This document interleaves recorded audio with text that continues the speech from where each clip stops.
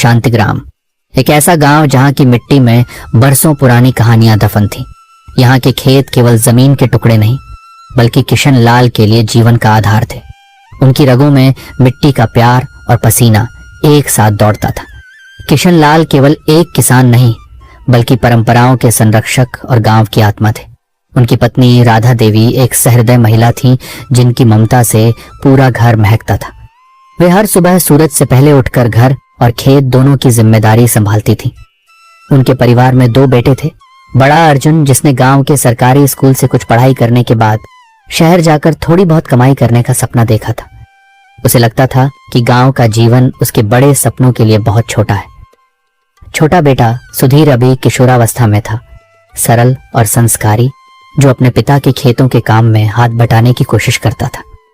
और उनकी एक प्यारी बेटी थी, गीता, जो अभी बस 10 साल की थी। उसकी आंखों में चमक और मन में जिज्ञासा थी। वह हर शाम अपनी माँ और दादी से किस्से कहानियां सुनती थी। अर्जुन की पत्नी प्रिया इसी गांव की थी, पर उसके मन में भी शहर की चकाचौंध और आधुनिक जीवन शैली की गहरी लालसा थी। उसे लगता था कि गांव का जीवन उसे कभी पूरी आजादी नहीं देगा। किशन लाल का शरीर अब उम्र के बोझ तले झुकने लगा था। उनकी कमर में अक्सर असहनीय दर्द उठता और सूरज की तपिश उन्हें पहले से ज्यादा थकाती थी। उन्होंने कई बार अर्जुन से खेतों में मदद करने को कहा था, लेकिन अर्जुन हर बार कोई ना कोई बहाना बना देता। एक सुबह ज्येष्ठ के महीने की तपती धूप थी। आसमान से आग के गोले बरस रहे थे। किशन लाल अपने माथे से पसीना पोंछते हुए दर्द से करा उठे। ओह, इतनी गर्मी, इतनी कड़क धूप, अब तो शरीर भी जवाब दे रहा है। काश अर्जुन थोड़ा हाथ बटा देता। तभी अर्जुन खेत की मेड़ पर नजर आया। उसके कदम सुस्त थे और चेहरे पर नींद के निशान साफ दिख रहे थे। अरे अर्जुन, तुम आ गए, बड़ी जल्दी आ गए। चलो, अच्छा हो गया, मैंने सोचा था तुम सारे पौधे लगा दोगे। किशन लाल ने एक उम्मीद भरी आवाज में कहा, जैसे डूबते को तिनके का सहारा मिल रहा हो। अर्जुन ने आलस भरी आवाज में जवाब दिया, नहीं नहीं पिताजी, ऐसे कैसे लगा दूंगा, इतनी गर्मी में काम कैसे करूंगा मैं, और ऊपर से मेरी उम्र भी तो बढ़ रही है ना। पिताजी, मुझे एक गिलास ठंडा पानी मिलेगा, शरीर बिल्कुल सूख गया है। किशन लाल ने ठंडी आह भरी। पानी? अभी तो दिन भी नहीं चढ़ा ठीक से, और तुझे पानी की प्यास लग गई। ठीक है, मैं लाता हूं, उन्होंने बड़बड़ाते हुए कहा।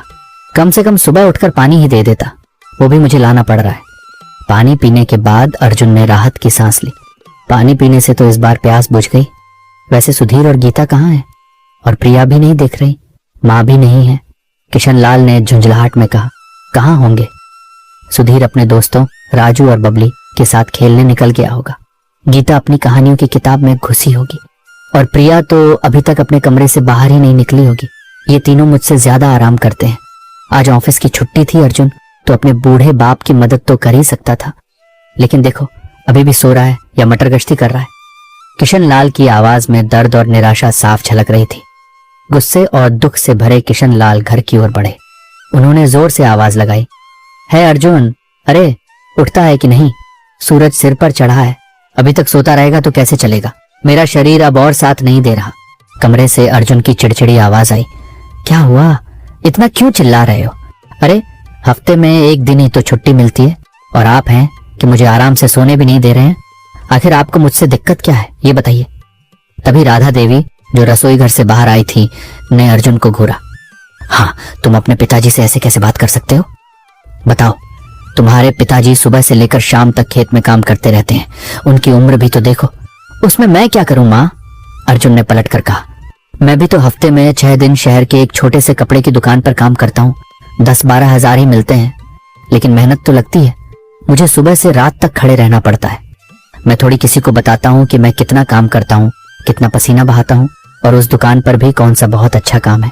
मैं तो सोचता हूँ कोई बड़ी नौकरी मिले, ऐसी वाले ऑफिस में जहाँ सुकून हो। हाँ हाँ, ठीक है ठीक है, किशन लाल ने हाथ जोड़ते हुए कहा। उनकी आवाज में थकान और उदासी थी। अब मुझे एक बात बताओ, खाने के लिए कुछ है? मुझे बहुत जोर की भूख लगी है, सुबह से खेत में हूँ। प्रिया, जो अब तक दरवाजे पर खड़ी सब सुन रही थी, बोली, सुनिए, खाना तो अभी तक बना नहीं है, रुक जाइए, मैं अभी बना देती हूँ। उसकी आवाज में भी थोड़ी चिड़चिड़ाहट थी। किशन लाल ने अर्जुन को अपने पास बुलाया। अपनी आंखों में एक अंतिम उम्मीद ली। अर्जुन, मैं तुम्हें कुछ बहुत जरूरी बात बताना चाहता हूं। बोलो बोलो, अर्जुन ने बेपरवाही से कहा। उसकी नजरें मोबाइल फोन पर थीं। दरअसल मैं ये कह रहा हूं कि अब मेरी उम्र हो चुकी है, शरीर अब उतना साथ नहीं देता, तो तुम मेरे साथ थोड़ी खेती बाड़ी में मदद कर दो तो मेरे लिए अच्छा रहेगा। सुधीर अभी बच्चा है और गीता तो बच्ची ही है। तुम करोगे ना बेटा? मेरी उम्र जो हो रही है। किशन लाल ने एक पिता की याचना भरी आवाज में पूछा। अर्जुन की आंखें बड़ी हो गईं। उसने अपने फोन से नजरें हटाईं और पिताजी को देखा। मैं खेती बाड़ी करूंगा, वो भी खेत में जाकर? ये आप क्या बोल रहे हैं पिताजी? इतनी पढ़ाई लिखाई करके, शहर में नौकरी करके अब मैं खेती बाड़ी करूंगा? कुछ तो सोचिए। उसकी आवाज में अपमान और गुस्सा था। क्यों, क्या हुआ बेटा? राधा देवी ने बीच में टोकते हुए कहा। पढ़ाई लिखाई करने के बाद खेती का काम नहीं कर सकते क्या? हमारे पूर्वजों ने भी तो खेती ही की है और हम सब इसी से तो पलते आए हैं। माँ, आप कुछ भी मत बोलिए। अर्जुन लगभग चिल्ला पड़ा। इतनी पढ़ाई लिखाई करने के बाद कोई खेती बाड़ी थोड़ी ही करता है, आप समझती क्यों नहीं? अगर मैं खेती बाड़ी करूंगा तो शहर में मेरे दोस्त, मेरे बॉस सब मेरा मजाक उड़ाएंगे, मुझ पर हंसेंगे। वे कहेंगे कि पढ़ा लिखा होकर भी वही मिट्टी में चला गया। हाँ, ये खेती बाड़ी करना पुरानी बातें हो गई हैं। आजकल तो लोग शहर जाते हैं, बड़े मॉल में काम करते हैं, लाखों कमाते हैं, और तो और सामान घर तक भी आ जाता है, दाल चावल अचार सब कुछ। क्यों कोई इतनी मेहनत करेगा? राधा देवी ने प्रिया की ओर देखा, जो सिर झुकाए खड़ी थी, मानो अर्जुन की बातों से सहमत हो। सुनो बहू, मेरे जैसे किसान की वजह से ही शहर के घरों में दाल चावल अचार सब पहुंच जाता है। ये अनाज और सब्जियां कहीं आसमान से नहीं गिरती। हाँ, तो आप करो ना खेती बाड़ी, अर्जुन ने बेरुखी से कहा, जैसे बात खत्म करना चाहता हो। पर मैं आपके साथ खेती बाड़ी नहीं कर सकता। मैं सीधे सीधे कह रहा हूं, मुझे नहीं आएगा ये बात मैंने आपको पहले भी बताई है और अब दोबारा बता रहा हूं। मेरा सपना शहर का है, इस गांव का नहीं। अर्जुन गुस्से से अपने कमरे की ओर चला गया। प्रिया भी उसके पीछे पीछे गई। कमरे में जाकर अर्जुन ने शिकायत की। पिताजी बार बार कह रहे हैं मुझे कि मुझे खेती बाड़ी करनी चाहिए। उन्हें यह समझ क्यों नहीं आ रहा है? मुझे बहुत अच्छी नौकरी करनी है, बड़ा आदमी बनना है और मुझे ढेर सारे पैसे कमाने हैं। ये खेती बाड़ी मेरे बस की नहीं है, मुझे यहाँ घुटन होती है। प्रिया ने अर्जुन का हाथ पकड़ा। मैं क्या कहती हूँ, आप तो अब शहर जाइए, शहर जाकर कोई बड़ी नौकरी ढूंढिए। अगर आपकी नौकरी वहां लग गई तो फिर हमें यहाँ रहने की जरूरत ही क्या है? यहाँ माँ, पिताजी, सुधीर और गीता को ही रहने दीजिए, हम उन्हें पैसा भेज देंगे। अर्जुन ने सोचा। मैंने भी इस बारे में सोचा, लेकिन शहर में इतने खर्च हैं और फिर सुधीर और गीता को यहाँ कौन पढ़ाएगा? लेकिन कुछ नहीं। प्रिया ने उसकी बात काट दी। उसकी आवाज में दृढ़ता थी। अगर शहर नहीं जाओगे तो आपकी नौकरी में कभी भी उन्नति नहीं होगी। शहर में कितनी सारी सुविधाएं हैं, जो चाहो वो आसानी से मिल जाता है। यहाँ तो कुछ भी नहीं है। सुधीर और गीता भी शहर में अच्छे स्कूल में पढ़ पाएंगे, उन्हें भी बेहतर भविष्य मिलेगा। गांव में रहकर ये कब तक पढ़ेंगे? यहाँ कोई सुविधाएं नहीं है। हाँ, तुम ठीक कह रही हो। अर्जुन ने आखिरकार सहमति दी। उसके मन में बड़े शहर के सपने फिर से हिलोरे मारने लगे। ठीक है, मैं कल ही शहर जाके कुछ बड़ी कंपनियों में अप्लाई कर देता हूँ। अगर नौकरी मिली तो सुधीर और गीता को भी बुला लेंगे, उन्हें भी तो आगे बढ़ना है। अगले दिन अर्जुन और प्रिया ने अपने थोड़े से कपड़े और जरूरी सामान एक छोटे से बस्ते में बांध लिए। माँ, पिताजी, सुधीर, गीता, हम जा रहे हैं, अर्जुन ने कहा। उसकी आवाज में थोड़ी झिझक थी। राधा देवी की आंखों में नमी थी, दिल में एक अनजाना डर। हाँ ठीक है बेटा, आराम से संभल कर जाना, अपना ध्यान रखना। उन्होंने अर्जुन के सिर पर हाथ फेरा। किशन लाल ने सिर्फ इतना कहा, हाँ भाई जाओ तुम, अगर मैं कुछ बोलूंगा तो तुम्हारा मुंह फूल जाएगा। मैं किसान जो हूं, मेरी बातें तुम्हें कभी समझ नहीं आई। शहर में तुम्हें सब कुछ मिलेगा, लेकिन जो मिट्टी का सुकून है वो नहीं। उनकी आवाज में गहरी वेदना थी। अर्जुन ने खींच कर कहा, उफ, आप कभी अच्छी बात कर सकते हैं क्या? यही बातें सुन सुनकर अब मैं थक चुका हूं और इसलिए मैं शहर जा रहा हूं। आप रहो और करो अपनी खेती बाड़ी। सुधीर और गीता उदास थे, लेकिन अर्जुन ने उन्हें शहर आने के सपने दिखाए। अर्जुन और प्रिया महानगर पहुंचे। शहर की गगनचुंबी इमारतें, तेज रफ्तार मेट्रो, चमकती सड़कें और हर कोने में बिखरी चकाचौंध ने उन्हें सचमुच मंत्रमुग्ध कर दिया। गांव की धूल मिट्टी और सादा जीवन उन्हें अब पिछड़ा हुआ लगने लगा। अर्जुन को जल्द ही एक मध्यम आकार की फाइनेंस कंपनी धनवृष्टि फाइनेंस में सेल्स एग्जीक्यूटिव की नौकरी मिल गई, जिसमें पहले से कहीं बेहतर वेतन था। ये कंपनी नए निवेश योजनाओं का वादा करके ग्राहकों को लुभाती थी। उन्होंने शहर के बाहरी इलाके में एक छोटा लेकिन आधुनिक फ्लैट किराए पर लिया और जल्द ही शहर की चमक धमक वाली जीवन शैली में ढल गए। शुरुआत में सब कुछ शानदार लग रहा था। सुबह उठकर फैंसी कपड़े पहनना, वातानुकूलित ऑफिस में काम करना जहां हर पल नई डील और नए ग्राहक होते थे। शाम को दोस्तों के साथ महंगे रेस्टोरेंट में खाना, मॉल्स में घूमना या वीकेंड पर नई फिल्में देखना, यही उनकी दिनचर्या बन गई थी। गांव का जीवन, खेतों की धूल, पसीने की गंध और सुबह की ताजी हवा उन्हें अब बहुत दूर की बात लगती थी।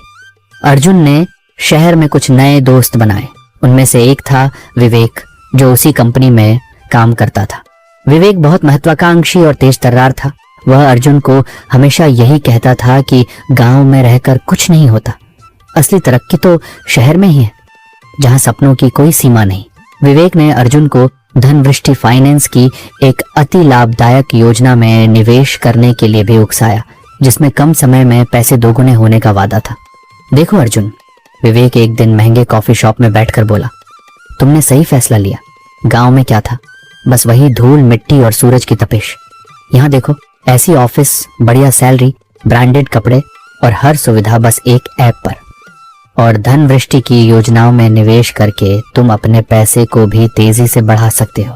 मैंने खुद भी अपनी सारी बचत इसमें लगा रखी है। अर्जुन गर्व से मुस्कुराया। हाँ यार, अब मुझे भी लगता है कि मैंने देर कर दी शहर आने में। पिताजी को समझाना कितना मुश्किल था। गांव में तो लगता था जैसे जिंदगी रुक गई है, बस दाल रोटी ही मकसद था। अर्जुन ने भी अपनी बचत और कुछ उधार लेकर धनवृष्टि की योजना में बड़ा निवेश कर दिया, यह सोचकर कि वह जल्द ही बहुत अमीर बन जाएगा। प्रिया ने भी शहर के जीवन का पूरा आनंद लिया। ऑनलाइन शॉपिंग, महंगे ब्यूटी पार्लर, रेस्टोरेंट में तरह तरह के व्यंजन आजमाना, ये सब उसके लिए एक नई दुनिया थी। उसने अपनी सहेलियों के साथ घंटों फोन पर बातें करनी शुरू कर दी थी। उन्हें गांव के अपने पुराने जीवन के बारे में बताती थी और शहर की सुविधाओं पर गर्व करती थी। गांव के माँ पिताजी सुधीर और गीता की यादें धीरे धीरे धुंधली पड़ने लगी थी। फोन पर बात भी कभी कभारी होती थी, और वह भी बस खाना पूर्ति के लिए। अर्जुन ने सुधीर और गीता को शहर बुलाने का वादा किया था, लेकिन शहर के बढ़ते खर्चों और अपनी बढ़ती जरूरतों के कारण वह वादा अधूरा ही रहा। 1.5 साल बीत गया था। अर्जुन और प्रिया शहर के जीवन में पूरी तरह रम चुके थे। उन्होंने अपने माता पिता को कभी फोन करके उनका हालचाल भी नहीं पूछा, बस कभी कभार त्योहारों पर एक औपचारिक संदेश भेज देते थे। गांव से आए कुछ पैसों को भी उन्होंने शहर की जरूरतों में खर्च कर दिया था। उन्हें लगता था कि वे बहुत सफल हो गए हैं, लेकिन किस्मत को कुछ और ही मंजूर था। एक दिन अचानक शहर के अखबारों और न्यूज चैनलों पर धनवृष्टि फाइनेंस कंपनी के बारे में सनसनीखेज खबरें आने लगी। कंपनी पर ग्राहकों के पैसे हड़पने और बड़े पैमाने पर धोखाधड़ी का आरोप लगा था। निवेशकों में हड़कंप मच गया। ये क्या सुन रहा हूं मैं? अर्जुन एक सुबह न्यूज देखते हुए घबराया। हमारी कंपनी पर फ्रॉड का आरोप? ऐसा कैसे हो सकता है?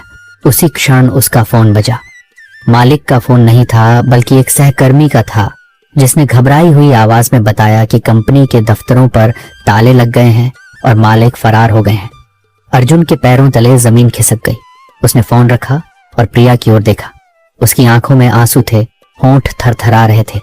हमारी नौकरी चली गई प्रिया, कंपनी फ्रॉड निकली, हमारा सारा पैसा जो हमने उस योजना में लगाया था वो भी डूब गया। प्रिया का चेहरा भी सफेद पड़ गया। क्या सारा पैसा डूब गया? अरे अब क्या होगा? हमारा घर कैसे चलेगा? फ्लैट का किराया, खाने पीने का खर्च, बिजली का बिल, EMI, अब कैसे होगा सब कुछ? हमने तो सोचा था सुधीर और गीता को भी बुला लेंगे, उन्हें अच्छे स्कूल में डालेंगे।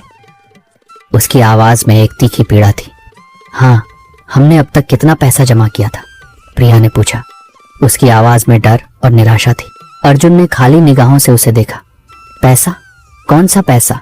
मेरी सारी बचत, कुछ उधार के पैसे, सब उस योजना में लगा दिए थे।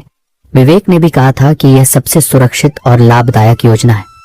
अब हमारे पास कुछ नहीं बचा है। मुश्किल से कुछ हजार ही बचे हैं, जो वेतन के आखिरी दिन मिले थे। ये मुश्किल से 1 हफ्ते भी नहीं चलेंगे। हम बर्बाद हो गए प्रिया। अगले कुछ दिन भयानक थे। नौकरी छूट चुकी थी और निवेश के नाम पर किए गए धोखे ने उन्हें सड़क पर ला दिया था। बाजार खुले थे, लेकिन उनके पास खरीदने के लिए पैसा नहीं था। जो थोड़े पैसे थे वे भी तेजी से खत्म होने लगे। खाने के लिए उन्हें हर दिन चिंता करनी पड़ती थी। शहर के दोस्तों ने मुंह फेर लिया। विवेक भी गायब हो गया। एक सुबह प्रिया रसोई में गई और खाली डिब्बों को देखकर उसकी चीख निकल गई। सुनते हो? उसने अर्जुन को आवाज दी। उसकी आवाज में डर और भूख का मिश्रण था। क्या हो गया? अर्जुन ने अनमने ढंग से पूछा। वह भी रात भर भूखा होने के कारण थका हुआ था। दाल चावल नहीं है, आटा नहीं है, अब खाएंगी क्या? दूध भी नहीं है, चाय कैसे बनेगी? फ्रिज भी खाली है। प्रिया रोने लगी। क्या कहा? अर्जुन का मुंह खुला रह गया। और पैसा तो नहीं है मेरे पास, कोई नौकरी नहीं है। यहां अगर रहेंगे तो हमें भूखा ही मरना पड़ेगा। पेट की भूख और भविष्य की अनिश्चितता ने उन्हें पूरी तरह तोड़ दिया था। महानगर की चकाचौंध अब एक डरावनी और धोखेबाज जगह लग रही थी। खाने का एक दाना भी नहीं था। उन्हें अब हर उस चीज की कमी खल रही थी जिसे उन्होंने गांव में छोड़ा था। तभी उन्हें गांव और अपने माता पिता, प्यारे भाई सुधीर और छोटी बहन गीता की याद आई। अगर गांव में होते तो ये दिन तो नहीं देखना पड़ता, प्रिया ने रुआं से होकर कहा। उसकी आवाज में अपराध बोध था। हमारा खेती का सामान घर पर रहता था, कम से कम 2 वक्त का खाना तो मिल जाता। पिताजी और माँ कभी भूखा नहीं रहने देते, और सुधीर गीता तो हमेशा खाने के पीछे पड़े रहते थे। उन्हें कभी भूखे नहीं रहना पड़ा। अर्जुन को अपने पिता के शब्द याद आए। जो लोग खेती बाड़ी करते हैं उन्हें कभी अनाज की कमी नहीं होती। उसे अपनी गलती का एहसास होने लगा था। उसे याद आया कैसे गांव में सुधीर और गीता बेफिक्र होकर खेतों में खेलते थे और खाने की कभी कमी नहीं होती थी। उन्हें कभी पैसे की इतनी चिंता नहीं करनी पड़ती थी। तो चलो ना, हम दोनों गांव लौट जाते हैं, प्रिया ने कहा। जल्दी चलो, जल्दी चलो, यहां तो हम मर जाएंगे। उसकी आंखों में अब केवल गांव लौटने की आस थी। गांव लौटने का फैसला आसान नहीं था। उनके पास कोई पैसा नहीं था। उन्हें पैदल ही निकलने का जोखिम उठाना पड़ा, भीख मांगनी पड़ी और कई बार भूखे ही सोना पड़ा। यह उनकी जिंदगी की सबसे मुश्किल और शर्मनाक यात्रा थी। कई दिनों तक वे भूख, प्यास और लगातार अपमान का सामना करते रहे। उनके शरीर पर धूल जमी थी, कपड़े फटे हुए थे और आंखें धंसी हुई थीं। वे पूरी तरह से टूट चुके थे। रात में वे किसी बस स्टैंड या खाली दुकान के सामने सोते थे। दिन में अगर किसी गांव से गुजरते तो लोग उन्हें भिखारी समझकर दुत्कार देते या डरावनी नजरों से देखते। ये वही अर्जुन था जो कभी शहर के महंगे रेस्टोरेंट में खाता था। ये वही प्रिया थी जो ऑनलाइन शॉपिंग करती थी। अब वे दाने दाने के मोहताज थे और हर पल शर्मिंदगी महसूस करते थे। कई दिनों की इस दर्दनाक यात्रा के बाद वे आखिरकार शांतिग्राम पहुंचे। गांव की सीमा पर उन्होंने एक बूढ़े व्यक्ति को देखा जो उन्हीं के गांव का काका रामदीन था। रामदीन काका ने उन्हें मुश्किल से पहचाना। उनकी आंखों में करुणा झलक आई। अरे अर्जुन बेटा, प्रिया बहू, तुम दोनों ऐसे कैसे? क्या हुआ बेटा? अर्जुन और प्रिया ने काका के पैरों में गिरने की कोशिश की, लेकिन काका ने उन्हें रोका। अर्जुन ने टूटी आवाज में अपनी सारी कहानी बताई। कैसे कंपनी ने धोखा दिया, कैसे उनके पैसे डूब गए और कैसे वे अब दाने दाने के मोहताज हो गए हैं। रामदीन काका की आंखों में आंसू आ गए। चलो बेटा, पहले घर चलो। तुम्हारे माँ बाप तुम्हारी राह देख रहे होंगे। उन्हें पता भी नहीं होगा कि तुम पर क्या बीती है। जब वे अपने घर की ओर बढ़े तो उन्हें खुद पर बहुत शर्म आ रही थी। उन्हें लग रहा था कि वे अपने माता पिता की उम्मीदों पर खरे नहीं उतरे, बल्कि उन्हें सिर्फ दर्द ही दिया है। लेकिन राधा देवी और किशन लाल जो घर के आंगन में बैठे थे ने अपने बेटे और बहू को दूर से ही पहचान लिया। उनकी आंखों में पहले तो अविश्वास, फिर खुशी और अंत में दर्द और चिंता का मिला जुला भाव आया। सुधीर और गीता भी बाहर आए। अपने भैया भाभी को इस हालत में देखकर वे हैरान थे। गीता की आंखों में आंसू आ गए। बेटा, तुम आ गए? राधा देवी दौड़कर उनके पास पहुंची। उनकी आंखों में आंसू थे। उन्होंने अर्जुन को गले लगा लिया, भले ही वह धूल से सना था और भूखा था। उनकी ममता के आगे कोई शर्म या गंदगी नहीं थी। 1 साल से तुम यहाँ पर आए भी नहीं और आज अचानक तुम्हें क्या हुआ जो तुम हमारी खबर लेने आए? उनकी आवाज में प्यार और शिकायत दोनों थे। किशन लाल भी उनके पास आए। उनके चेहरे पर एक हल्की सी मुस्कान थी, लेकिन आंखों में गहरा सवाल था। उनका दिल पसीज गया था अपने बेटे बहू की हालत देखकर। अर्जुन ने अपने पिता के पैरों में गिरकर कहा, हमको माफ कर दीजिए पिताजी, हमसे बहुत बड़ी गलती हो गई। उसकी आवाज रुंध गई थी, आंसुओं से उसका चेहरा भीग गया था। अगर वहां रहते तो हमें भूखा मरना पड़ता।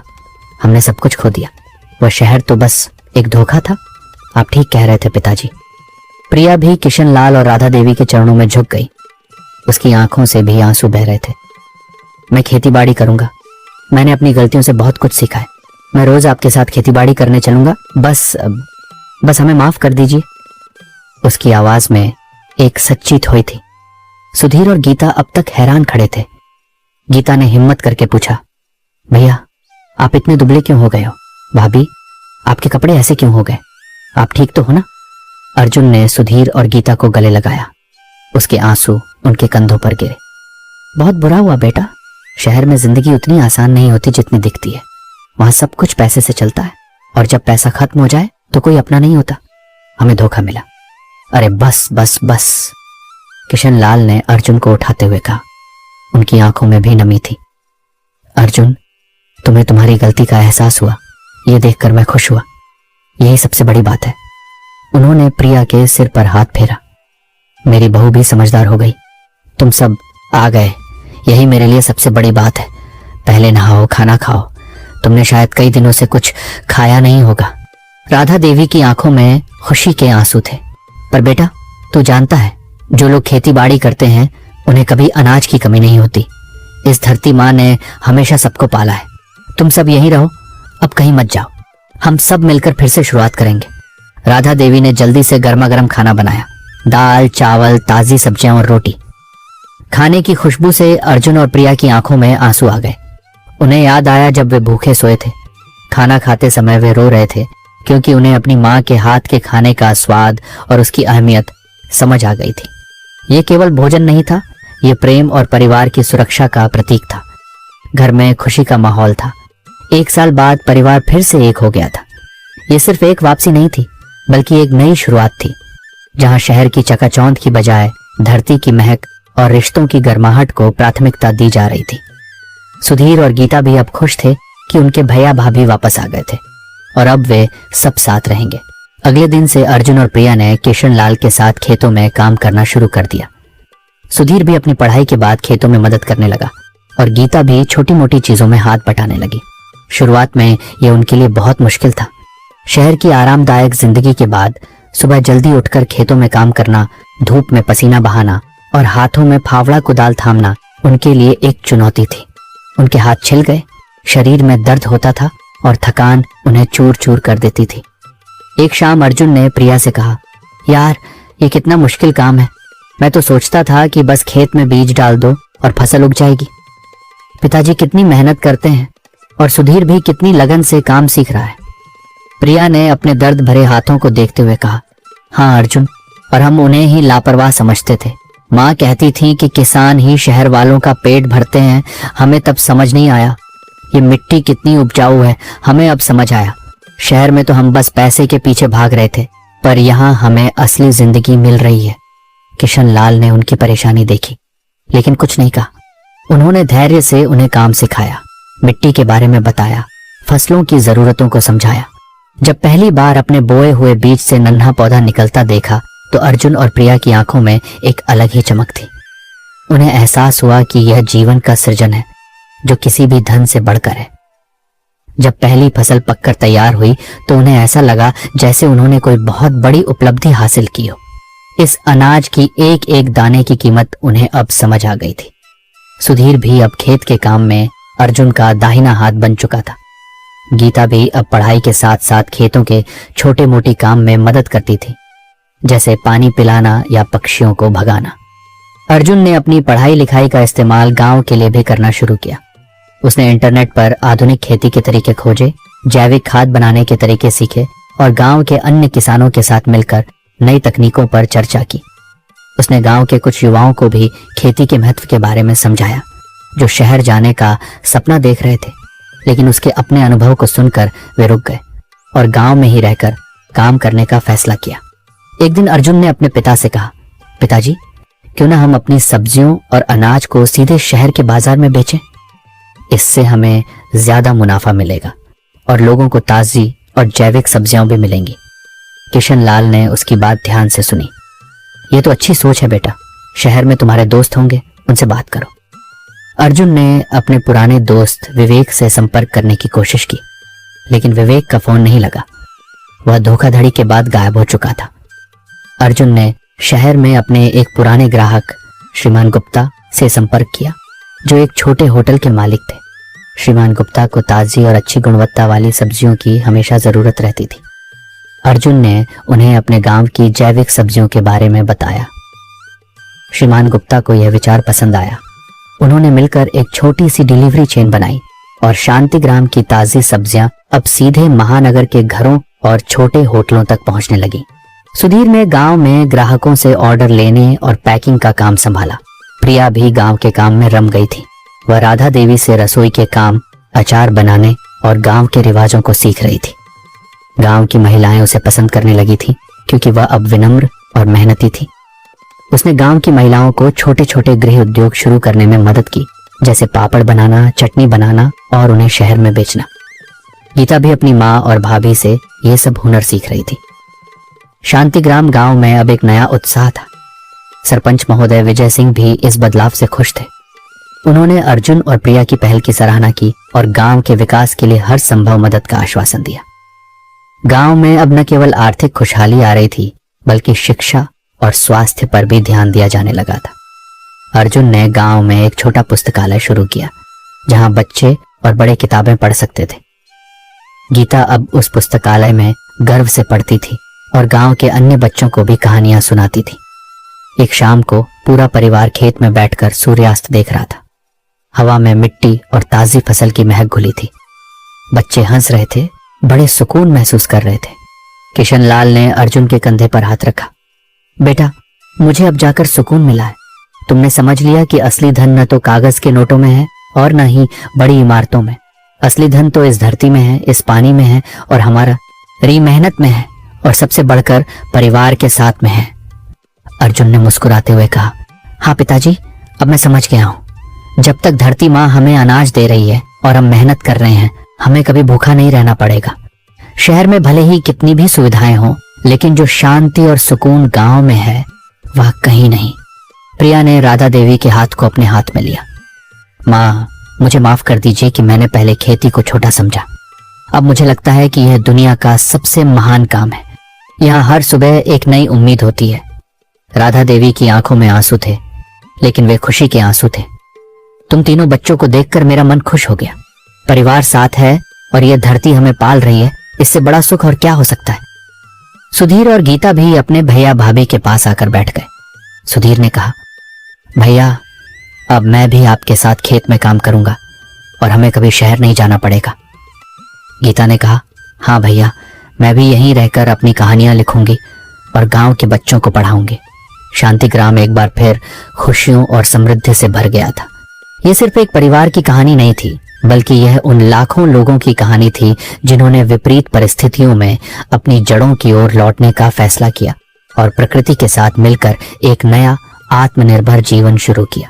यह कहानी थी एहसास की, परिवर्तन की और धरती माँ के प्रति कृतज्ञता की, जहाँ हर सदस्य का अपना एक महत्वपूर्ण स्थान था और हर सपना गांव की मिट्टी में अपनी जगह तलाश चुका था। तो दोस्तों, ये कहानी कैसी लगी कमेंट में जरूर बताएं। चलिए चलते हैं अगली कहानी की तरफ। बहुत साल पहले विंध्याचल की हरी भरी वादियों के बीच एक समृद्ध और सुंदर राज्य था, जिसका नाम था पद्म भूमि। इस राज्य पर महाराजा विक्रमादित्य का राज हुआ करता था, जो अपनी प्रजा के प्रति न्यायपरायणता और अपने साम्राज्य की समृद्धि के लिए जाने जाते थे। उनके दो प्रिय संतान थे, तेजस्वी राजकुमार सिद्धार्थ, जो अपनी वीरता और प्रशासनिक कौशल के लिए विख्यात थे, और कोमल हृदय राजकुमारी लावण्या, जो अपनी दयालुता और प्रकृति प्रेम के लिए जानी जाती थी। राजमहल श्वेत संगमरमर से बना इतना भव्य था कि उसकी छतें आसमान को छूती प्रतीत होती थीं। राजमहल के ठीक पीछे एक विशाल और मनोरम सरोवर था, जिसे अरण्य सरोवर के नाम से जाना जाता था। यह सरोवर सिर्फ अपनी निर्मलता के लिए ही नहीं, बल्कि एक अद्भुत रहस्य के लिए भी प्रसिद्ध था। इसमें चमकते कमल खिलते थे। ये चमकते कमल साधारण कमल नहीं थे। इनकी पंखुड़ियां भोर की पहली किरण के साथ ही सुनहरे प्रकाश से जगमगा उठती थीं और रात के अंधेरे में वे चांदनी की तरह टिमटिमाती थीं। इनकी सुगंध इतनी मोहक थी कि दूर दूर से यात्री इसे महसूस करने आते थे। लेकिन सबसे अद्भुत बात यह थी कि ये कमल केवल कुछ विशेष क्षणों में ही सरोवर की सतह पर प्रकट होते थे, मानो वे किसी अदृश्य शक्ति के इशारे पर हों। महाराजा विक्रमादित्य इन कमलों को अपनी प्रजा के लिए एक दैवीय वरदान मानते थे और वे चाहते थे कि इन कमलों की पवित्रता और सुंदरता हर समय बनी रहे। इन अद्भुत कमलों की देखभाल के लिए महाराजा ने एक विशेष व्यक्ति को नियुक्त किया था, जिसका नाम था धीरू। धीरू एक शांत स्वभाव का प्रकृति प्रेमी वनपाल था। उसकी आंखों में अरण्य सरोवर के प्रति गहरा प्रेम झलकता था और उसके हाथों में मानो एक अदृश्य जादू था। धीरू अपने गांव, जो राजमहल से कुछ ही दूरी पर स्थित था, में अपनी पत्नी राधा के साथ रहता था। राधा एक अत्यंत सीधी सादी और मेहनती महिला थी। उनका घर छोटा था और वे मुश्किल से अपना गुजारा करते थे, लेकिन राधा ने कभी धीरू को उसके काम से विचलित नहीं किया। वह जानती थी कि धीरू के लिए अरण्य सरोवर केवल एक तालाब नहीं, बल्कि उसका जीवन था, उसकी आत्मा का हिस्सा था। वह अक्सर धीरू से पूछती, स्वामी, आप यह सब कैसे करते हैं? ये कमल आपके बुलाने पर कैसे आ जाते हैं? धीरू बस मुस्कुराता और कहता, यह कोई चमत्कार नहीं राधे, यह तो बस विश्वास और आदर का फल है। जब भी महाराजा को किसी राजसी आयोजन के लिए या स्वयं के ध्यान कक्ष के लिए चमकते कमलों की आवश्यकता होती थी, वे धीरू को बुलाते थे। धीरू कभी महाराजा को निराश नहीं करता था। वह हमेशा सबसे सुंदर और सबसे तेजी से चमकने वाले कमल लेकर आता था और अक्सर इतने अनोखे कमल लाता था कि महाराजा और दरबारी भी अचंभित रह जाते थे। धीरू की इस अद्भुत क्षमता के कारण महाराजा विक्रमादित्य को उस पर बहुत विश्वास था और वे उसे बहुत मानते थे। राजकुमार सिद्धार्थ अपनी व्यस्तताओं के बावजूद कभी कभी धीरू को सरोवर के किनारे कमल लेते हुए देख लेते थे और उसके इस रहस्यमयी तरीके पर मन ही मन विचार करते थे। राजकुमारी लावण्या, जो अक्सर अपनी दासियों के साथ अरण्य सरोवर के पास बने शाही बगीचे में समय बिताती थीं, उन्होंने कई बार धीरू को कमल लेते देखा था। उनके मन में धीरू के प्रति गहरा आदर था, क्योंकि उन्हें लगता था कि धीरू प्रकृति के सबसे करीब था। धीरू का अपने काम के प्रति समर्पण बेजोड़ था। वह हर सुबह सूर्योदय से पहले अरण्य सरोवर पहुंच जाता, घंटों किनारे बैठकर उसकी शांति का अनुभव करता और केवल कुछ देर के लिए ही अपनी झोपड़ी में वापस आता था।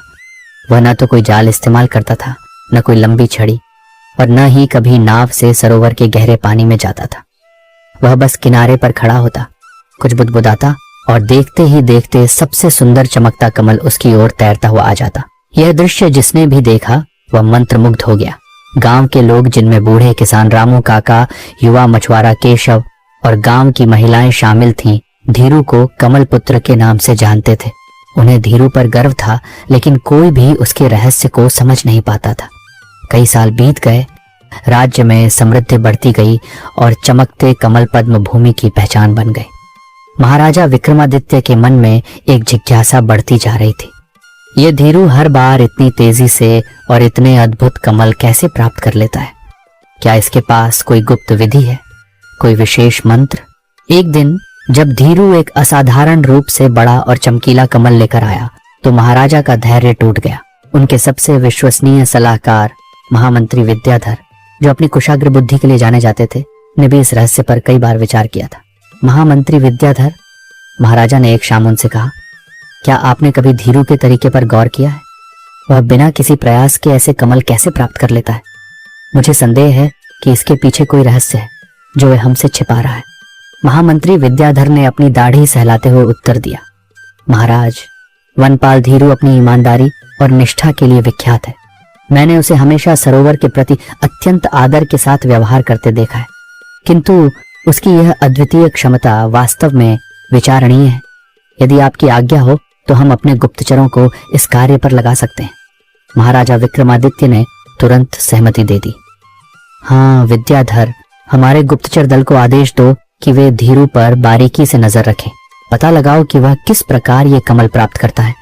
क्या उसके पास कोई गुप्त यंत्र है या कोई अलौकिक शक्ति? गुप्तचर दल, जिसका नेतृत्व तेज तर्रार गुप्तचर प्रमुख शूरसेन करते थे, धीरू पर नजर रखने में जुट गया। दिन रात छिप छिप कर उन्होंने धीरू की हर हरकत पर नजर रखी। वे पेड़ों के पीछे दुबके रहते, पत्थरों के ओट में छिपे रहते और उसकी हर गतिविधि को अपनी तीक्ष्ण आंखों से देखते रहते। लेकिन दिनों तक, हफ्तों तक उन्हें कुछ भी असामान्य नहीं मिला। धीरू रोज सरोवर के किनारे बैठता, घंटों तक मौन रहता, कभी कभी हल्के से कुछ बुदबुदाता और फिर कमल उसकी ओर आ जाते। कोई जाल नहीं, कोई उपकरण नहीं, कोई जादू टोना नहीं। थोड़े दिनों बाद गुप्तचर प्रमुख शूरसेन ने महाराजा के समक्ष अपनी रिपोर्ट प्रस्तुत की। महाराज, शूरसेन ने कहा, हमने वनपाल धीरू की हर गतिविधि पर कड़ी नजर रखी है। हमारी रिपोर्ट के अनुसार धीरू कोई विशेष उपकरण या जाल का उपयोग नहीं करता। वो बस सरोवर के किनारे खड़ा होता है, कुछ शब्द बुदबुदाता है और आश्चर्यजनक रूप से सबसे सुंदर कमल उसकी ओर तैरता हुआ आ जाता है। हमें लगता है उसे वास्तव में चमकते कमल प्राप्त करने की कोई विशेष विधि आती ही नहीं है, बल्कि वह किसी प्रकार के दैवीय संपर्क में है या कोई अदृश्य शक्ति उसकी मदद करती है। यह सुनकर महाराजा विक्रमादित्य हैरान रह गए। क्या उसे कमल प्राप्त करने की विधि नहीं आती? ये कैसे संभव है? यदि ऐसा है तो कमल उसकी ओर कैसे आते हैं? महाराजा के मन में अब धीरू की क्षमता को प्रत्यक्ष देखने की प्रबल इच्छा जागृत हुई। उन्हें लगा कि गुप्तचरों ने शायद कुछ महत्वपूर्ण जानकारी छोड़ दी है या वे इस रहस्य को समझ नहीं पाए हैं। वे बात की सच्चाई का पता लगाने के लिए धीरू को अपने राजमहल में बुलाया। उसी शाम जब राजा का संदेश धीरू तक पहुंचा तो राधा चिंतित हो गई। स्वामी, महाराजा ने आपको क्यों बुलाया है? क्या सब ठीक है? उसने पूछा। धीरू ने उसे आश्वस्त किया। चिंता मत करो राधे, हो सकता है उन्हें कोई नया कमल चाहिए हो। लेकिन उसके मन में भी थोड़ी घबराहट थी। धीरू, जो अपने शांत स्वभाव के कारण महल के कोलाहल से दूर रहना पसंद करता था, महाराजा के बुलावे पर कुछ चिंतित हुआ। वह जानता था कि महाराजा बहुत कम ही उसे व्यक्तिगत रूप से बुलाते थे, जब तक कि कोई विशेष बात न हो। वह राजदरबार में उपस्थित हुआ, सिर झुकाकर महाराजा को सम्मान पूर्वक प्रणाम किया। महाराजा विक्रमादित्य ने गंभीर स्वर में कहा, वनपाल धीरू, सुनो, आज मेरा चमकते कमल को देखने का बहुत मन हो रहा है। तुम मेरे लिए अरण्य सरोवर से सबसे बड़ा और सबसे चमकीला कमल पकड़कर लेकर आओ। धीरू ने विनम्रता से उत्तर दिया, जी महाराज, आपकी आज्ञा ही मेरे लिए सर्वोपरि है। मैं अभी आपके लिए सरोवर से सबसे अद्भुत कमल प्राप्त कर लाता हूं। इतना कहकर धीरू वहां से अरण्य सरोवर की ओर जाने लगा। महाराजा विक्रमादित्य ने महामंत्री विद्याधर और सेनापति बलवान सिंह को साथ आने का इशारा किया। राजकुमार सिद्धार्थ और राजकुमारी लावण्या भी उत्सुकतावश कुछ दूरी पर अपने सैनिकों के साथ इस रहस्य को देखने के लिए निकल पड़े। हम भी धीरू के पीछे चलेंगे, महाराजा ने फुसफुसाते हुए कहा। हम अपनी आंखों से देखना चाहते हैं कि वह वास्तव में कैसे ये कमल प्राप्त करता है। धीरू को इस बात का तनिक भी आभास नहीं था कि महाराजा और उनके दरबारी उसका पीछा कर रहे हैं। वह अपने ही विचारों में लीन सरोवर की ओर बढ़ रहा था। जब वह सरोवर के पास पहुंचा तो उसने देखा कि आज सरोवर की सतह पर कोई चमकता कमल नहीं दिख रहा था। ये एक सामान्य बात थी, क्योंकि कमल अपनी इच्छा से प्रकट होते थे। धीरू ने गहरे पानी की ओर देखा, अपने हाथ जोड़े और अपनी आंखें बंद कर लीं। महाराजा, राजकुमार, राजकुमारी और उनके साथ आए दरबारी पेड़ों के पीछे छिपकर धीरू को ध्यान से देख रहे थे। धीरू ने गहरी सांस ली और फिर अत्यंत शांत स्वर में कुछ बुदबुदाने लगा। उसके शब्द स्पष्ट रूप से सुनाई नहीं दे रहे थे, लेकिन उनमें गहरा सम्मान और विनम्रता थी, मानो वह सरोवर से प्रार्थना कर रहा हो, उससे अनुमति मांग रहा हो। आज तो, धीरू ने धीरे से कहा, महाराज के लिए सरोवर की सबसे अद्भुत आभा वाला कमल मांगूंगा। उसने अपने हाथों को जोड़कर सरोवर की ओर हल्के से झुका, मानो वह उसके विशाल हृदय से कुछ मांग रहा हो। उसने अत्यंत शांत भाव से कहा, हे अरण्य सरोवर की पवित्र आत्मा, हे दिव्य कमलों की जननी, महाराजा विक्रमादित्य की इच्छा है कि आज वे आपकी सबसे अनुपम कृति को देखें। यदि आपकी कृपा हो तो कृपया अपना सबसे चमकीला कमल भेंट करें। धीरू ने जैसे ही अपने शब्द समाप्त किए, सरोवर के बीचों बीच से एक तीव्र सुनहरी आभा निकलनी शुरू हुई। देखते ही देखते एक विशाल अत्यंत चमकीला कमल धीरे धीरे सतह पर आया। उसकी पंखुड़ियां इतनी तेजी से चमक रही थी कि मानो उसमें सूर्य का प्रकाश समा गया हो। वह कमल तैरता हुआ धीरू के पैरों के पास आकर रुक गया। उसका आकार इतना बड़ा था कि धीरू को उसे दोनों हाथों से उठाना पड़ा। ये नजारा देख महाराजा विक्रमादित्य, महामंत्री विद्याधर, सेनापति बलवान सिंह, राजकुमार सिद्धार्थ और राजकुमारी लावण्या को बहुत आश्चर्य हुआ। उनकी आंखें फटी की फटी रह गईं। राजकुमारी लावण्या की आंखों में तो श्रद्धा के आंसू आ गए। उन्होंने फुसफुसाते हुए कहा, यह सचमुच एक अद्भुत शक्ति है। यह कोई जादू नहीं, बल्कि प्रकृति के साथ गहरा संबंध है। राजकुमार सिद्धार्थ भी प्रभावित हुए, लेकिन उनके व्यावहारिक मन में अभी भी रहस्य की गुत्थी सुलझाने की इच्छा थी। वे रास्ते भर यही सोचते सोचते राजमहल आ गए कि धीरू ने ऐसा कौन सा रहस्यमय मंत्र पढ़ा था जिससे कमल स्वयं उसकी ओर चला आया। महाराजा के मन में अब यह विधि सीखने की प्रबल इच्छा जाग चुकी थी। वे स्वयं उस अद्भुत शक्ति के स्वामी बनना चाहते थे। कुछ दिनों बाद जब महाराजा विक्रमादित्य को लगा कि सही अवसर है, उन्होंने धीरू को फिर से अपने कक्ष में बुलाया। इस बार उनका लहजा पहले से कहीं अधिक उत्साहपूर्ण था। धीरू, महाराजा ने मुस्कुराते हुए कहा, तुम ऐसा कौन सा मंत्र जानते हो जिसके बोलते ही कमल खुद ब खुद तुम्हारे पास आ जाता है? कृपा करके मुझे भी वही मंत्र सिखा दो। मैं भी चाहता हूं कि मुझे भी यह अद्भुत ज्ञान प्राप्त हो। महाराजा की बात सुनकर धीरू अचरज में पड़ गया। उसने कभी नहीं सोचा था कि महाराजा उससे यह रहस्य जानने का प्रयास करेंगे। धीरू जानता था कि यह कोई मंत्र नहीं था, बल्कि सरोवर और उसकी दिव्य ऊर्जा के प्रति उसका गहरा सम्मान, प्रेम और उसकी पवित्र भावना थी। यह एक ऐसा संबंध था जिसे शब्दों में बांधना असंभव था। वह संकोच कर रहा था क्योंकि वह नहीं चाहता था कि यह पवित्र विधि एक साधारण मंत्र की तरह समझी जाए। उसे डर था कि यदि महाराजा ने इसे केवल एक मंत्र समझा तो वे इसका दुरुपयोग कर सकते हैं या इसके महत्व को कम कर सकते हैं। महाराज, धीरू ने विनम्रता पूर्वक कहा, यह कोई मंत्र नहीं है। ये कैसी बात करते हो धीरू? महाराजा ने थोड़े हठी स्वर में कहा, यदि मंत्र नहीं है तो कुछ तो विधि होगी। तुम सिर्फ मुझे वह विधि सिखा दो। चिंता मत करो, मैं इसे किसी को नहीं बताऊंगा। अंत में धीरू ने मजबूर होकर राजा को वह विधि सिखाने का निर्णय लिया। हालांकि वह जानता था कि असली सार शब्दों में नहीं था। उसने महाराजा को वही शब्द दोहराने को कहा जो वह अक्सर सरोवर के किनारे बुदबुदाता था। सरल, सम्मानपूर्ण शब्द जो प्रकृति के प्रति उसके हृदय की शुद्ध भावना को दर्शाते थे। उसने महाराजा को बताया कि शब्दों के साथ साथ हृदय में सरोवर के प्रति गहरी श्रद्धा और विनम्रता भी होनी चाहिए।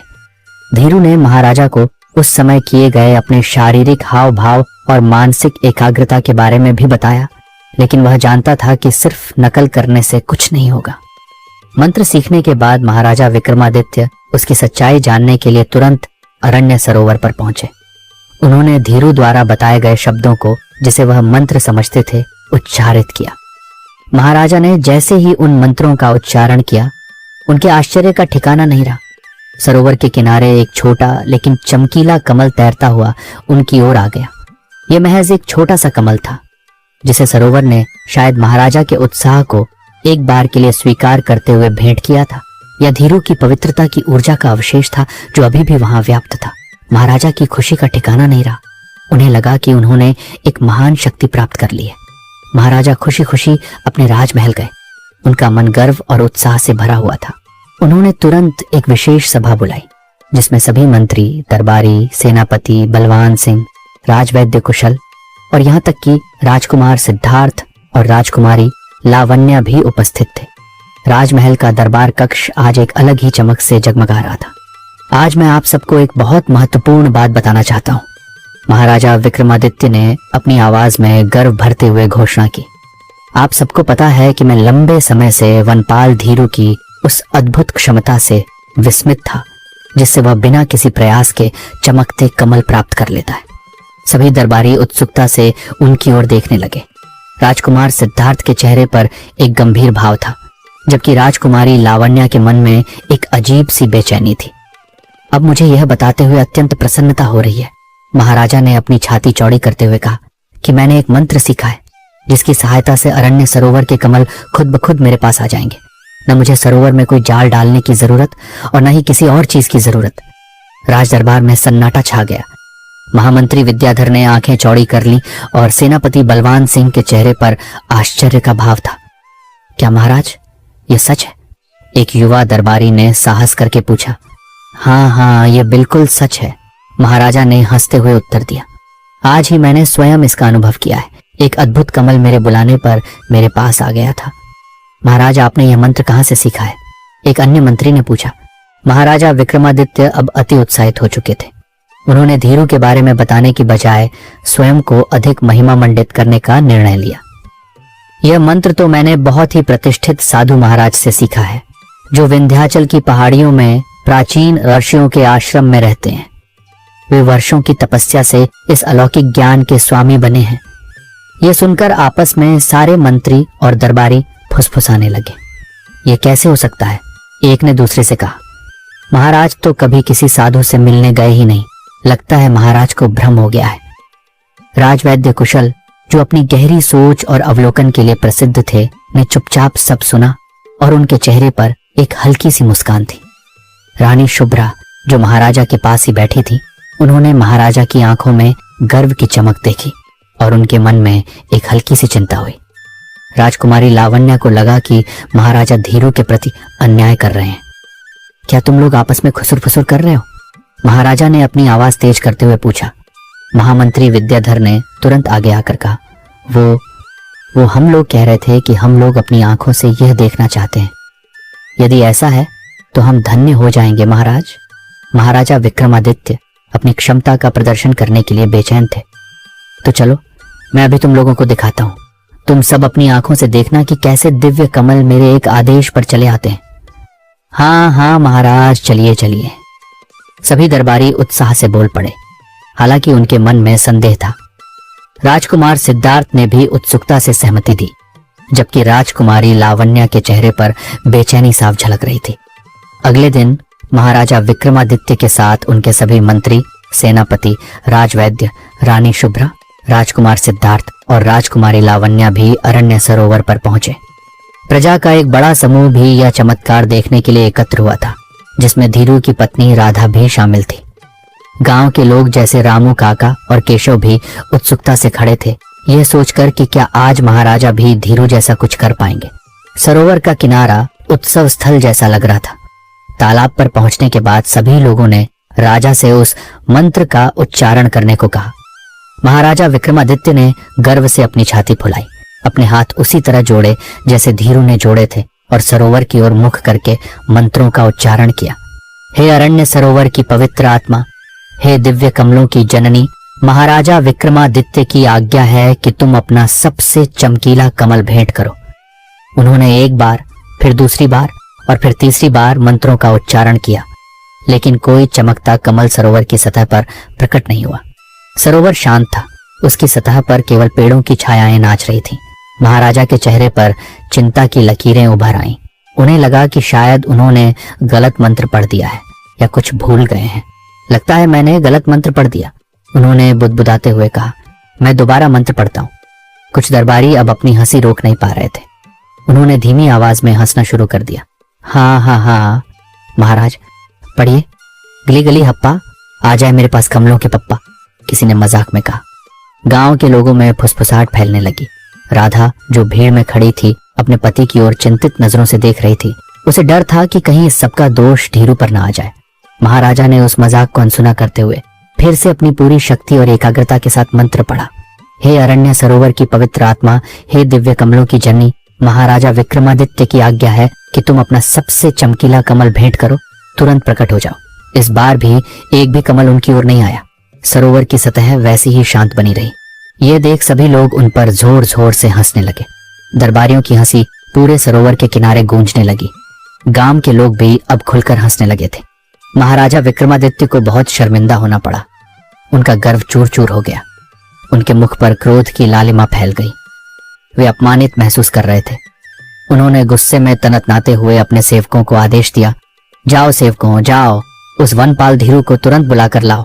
उसने मुझे धोखा दिया है, उसने मुझे झूठी विद्या सिखाई है। सेवक तुरंत गए और धीरू को बुलाकर लाए। धीरू, जो ये सब देख और सुन रहा था, शांत और संयमित खड़ा था। उसे पता था कि ऐसा ही कुछ होने वाला है। राधा की आंखों में आंसू आ गए। वह अपने पति के लिए बहुत डर गई थी। क्या हुआ महाराज, आपने मुझे इस तरह से क्यों बुलाया? धीरू ने विनम्रता पूर्वक पूछा, हालांकि उसकी आवाज में थोड़ी चिंता थी। महाराजा विक्रमादित्य ने क्रोध से अपनी मुट्ठी भींच ली। तुमने मुझे गलत शिक्षा दी, तुमने मुझे झूठा मंत्र सिखाया, अब तुम्हें इसके लिए मृत्युदंड मिलेगा। तुम्हारे धोखे के कारण मुझे भरी सभा में अपमानित होना पड़ा है। लेकिन महाराज, धीरू ने आंखों में दर्द ले कहा, मैंने आपको गलत मंत्र नहीं सिखाया, मैंने तो आपको वही बताया जो मेरा सरोवर के प्रति अनुभव था। मैंने आपको कहा था कि यह सिर्फ शब्दों का नहीं, हृदय की भावना का विषय है। यदि गलत मंत्र नहीं सिखाए, महाराजा गरजते हुए बोले, तो कमल क्यों नहीं आ रहे इस सरोवर से? मेरे सामने तुम्हारी सारी सच्चाई खुल गई है। तुम धोखेबाज हो। जाओ सेवकों, लेकर जाओ इसे यहां से।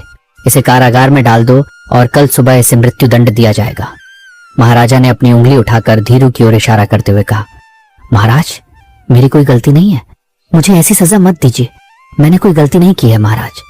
धीरू ने बहुत बार बोला, गिड़गिड़ाया, लेकिन राजा ने उसकी एक बात नहीं सुनी। महाराजा का क्रोध इतना तीव्र था कि वे किसी की बात सुनने को तैयार नहीं थे। राधा ने चिल्लाकर कहा, नहीं महाराज, मेरे स्वामी निर्दोष हैं। उन्होंने कभी किसी को धोखा नहीं दिया। गांव के लोग भी अब धीरू के पक्ष में बोलने लगे थे। हाँ महाराज, धीरू तो सच्चा आदमी है, ये कभी झूठ नहीं बोल सकता।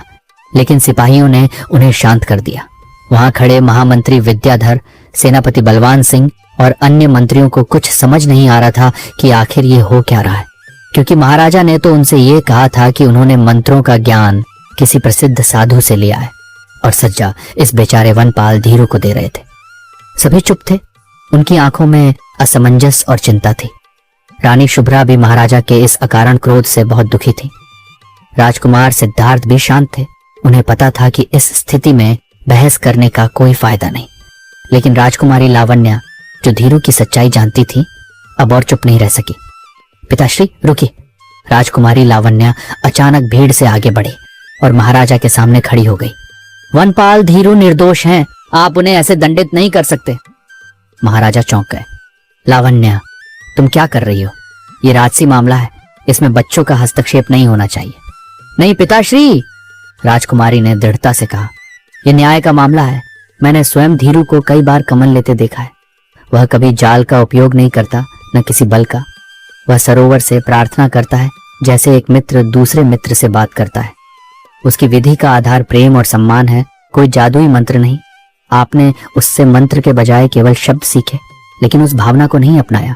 आपने उसे अपमानित किया और स्वयं को किसी साधु का शिष्य बताकर झूठ बोला। राजकुमारी लावण्या की बातें सुनकर पूरा दरबार सन्न रह गया।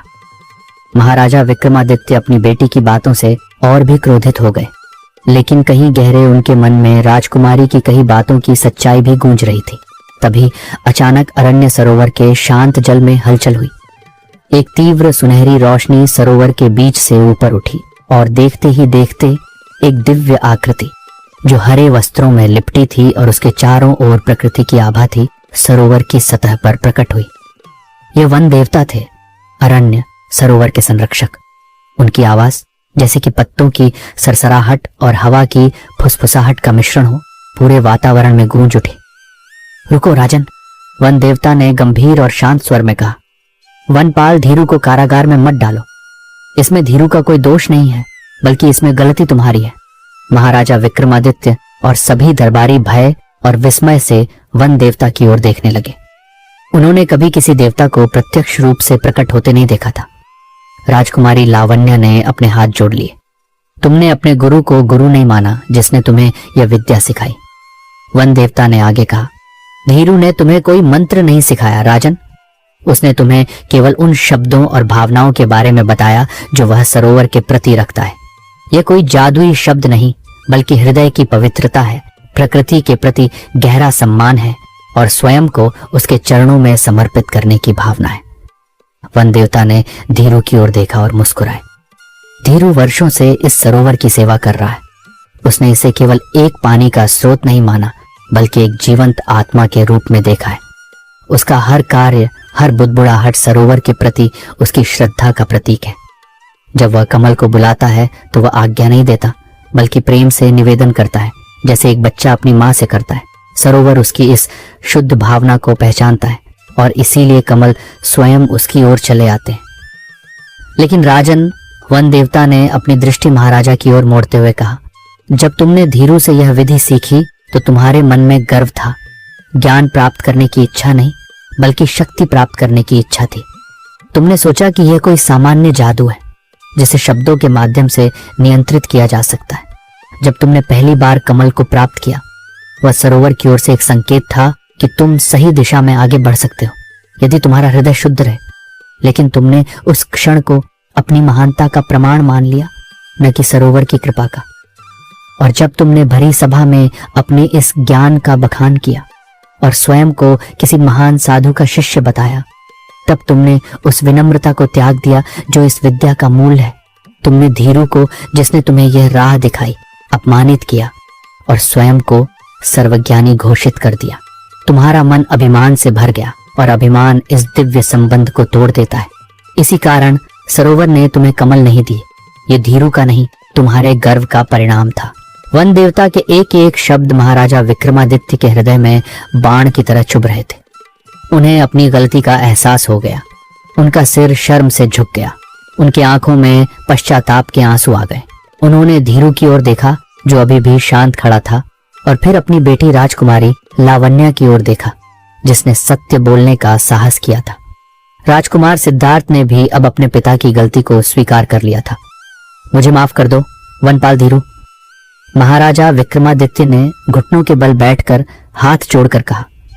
उनकी आवाज कांप रही थी। मुझे माफ कर दो वन देवता, मैं अपने पद के घमंड में यह भूल गया था कि गुरु से बड़ा कोई नहीं होता और ज्ञान को हमेशा विनम्रता से प्राप्त करना चाहिए। मैंने स्वयं को सर्वोपरि मान लिया था और तुम्हें धीरू, जिसने मुझे वास्तव में ज्ञान दिया, उसका अपमान किया। मैंने झूठ बोला और अपनी बेटी को भी डांटा, जिसने सच कहा। मुझे माफ कर दो। उन्होंने धीरू का हाथ पकड़ा। मैं तुम्हें अपने गुरु के रूप में स्वीकार करता हूं धीरू। मुझे अपनी गलती का प्रायश्चित करने का अवसर दो। मुझे यह पवित्र विद्या फिर से सिखाओ, लेकिन इस बार मुझे एक शिष्य की तरह सिखाओ, न कि एक शासक की तरह।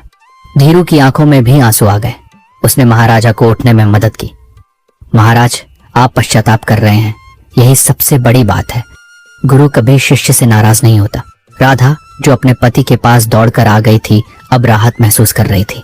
वन देवता ने मुस्कुराते हुए कहा, जब हृदय शुद्ध होता है और अभिमान त्याग दिया जाता है, तभी सच्चा ज्ञान प्राप्त होता है। राजन, तुमने अपनी गलती स्वीकार करके महानता का परिचय दिया है। अब इस विद्या को सही अर्थों में सीखो, धीरू के मार्गदर्शन में। इतना कहकर वन देवता सरोवर के जल में विलीन हो गए और उनकी सुनहरी आभा धीरे धीरे शांत हो गई। महाराजा विक्रमादित्य ने धीरू को अपना गुरु स्वीकार कर लिया। उन्होंने धीरू से सार्वजनिक रूप से माफी मांगी और उसे राजगुरु का पद प्रदान किया। उन्होंने धीरू और राधा के लिए एक बड़ा और सुंदर घर बनवाया और राधा को महल के बगीचे की देखरेख का कार्यभार सौंपा। धीरू अब केवल वनपाल नहीं, बल्कि राजगुरु धीरू कहलाने लगे। इसके बाद महाराजा विक्रमादित्य ने धीरू के साथ प्रतिदिन अरण्य सरोवर के किनारे समय बिताना शुरू किया। धीरू ने उन्हें केवल शब्दों का अर्थ नहीं समझाया, बल्कि सरोवर के साथ एक गहरा भावनात्मक संबंध स्थापित करना सिखाया। उसने महाराजा को सिखाया कि कैसे सरोवर की शांति को महसूस किया जाए, उसकी लहरों की आवाज को सुना जाए और उसके भीतर छिपी दिव्य ऊर्जा का सम्मान किया जाए। राजकुमार सिद्धार्थ और राजकुमारी लावण्या भी अब धीरू से सीखने आते थे। राजकुमारी लावण्या विशेष रूप से धीरू की शिक्षाओं में रुचि लेती थी और उनकी भी सरोवर के साथ एक अनोखी आत्मिक पहचान बनने लगी थी। राजकुमार सिद्धार्थ ने भी धैर्य और विनम्रता का महत्व समझा, जो उनके भविष्य के शासन के लिए महत्वपूर्ण था। शुरुआत में महाराजा को बहुत धैर्य रखना पड़ा। कई बार उन्होंने मंत्र दोहराया, लेकिन कमल नहीं आया। वे अधीर होते, लेकिन धीरू उन्हें शांत रहने और अपने हृदय को शुद्ध रखने की सलाह देता। धीरे धीरे महाराजा ने यह समझना शुरू किया कि यह केवल मंत्र नहीं था, बल्कि एक आत्मिक साधना थी। उन्होंने अपने मन से गर्व, लोभ और अहंकार को निकालना शुरू किया। वे अब केवल कमल प्राप्त करने के लिए सरोवर के पास नहीं जाते थे, बल्कि उसकी सुंदरता और शांति का अनुभव करने जाते थे। कई महीनों की साधना के बाद एक दिन जब महाराजा विक्रमादित्य पूरी विनम्रता और श्रद्धा के साथ सरोवर के किनारे बैठे थे, उन्होंने धीरू द्वारा सिखाए गए शब्दों को अपने हृदय से उच्चारित किया। इस बार उनके मन में कोई अपेक्षा नहीं थी, कोई गर्व नहीं था। वे बस सरोवर के प्रति अपना प्रेम व्यक्त कर रहे थे। और चमत्कार हुआ। सरोवर के बीचों बीच से एक विशाल और अत्यंत चमकीला कमल प्रकट हुआ, जो तैरता हुआ सीधे महाराजा के हाथों में आ गया। इस बार महाराजा की आंखों में गर्व की चमक नहीं थी, बल्कि कृतज्ञता और विनम्रता की चमक थी। इस घटना के बाद महाराजा विक्रमादित्य पूरी तरह बदल गए। उन्होंने अपने राजपाट में भी इस नए ज्ञान को लागू किया।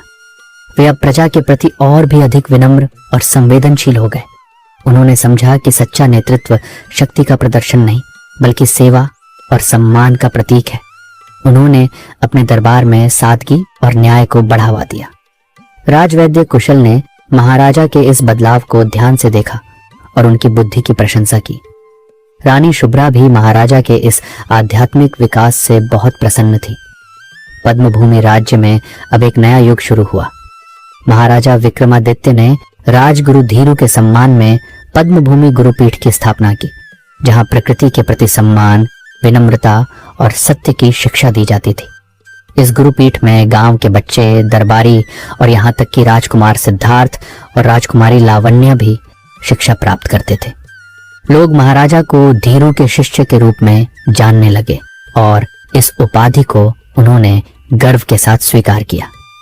गांव के लोग रामू काका और केशव सहित अब धीरू और महाराजा के बीच के इस अनोखे रिश्ते को देखकर अत्यंत प्रसन्न थे और उन्हें यह देखकर गर्व होता था कि उनका अपना कमल पुत्र अब पूरे राज्य का गुरु बन गया है।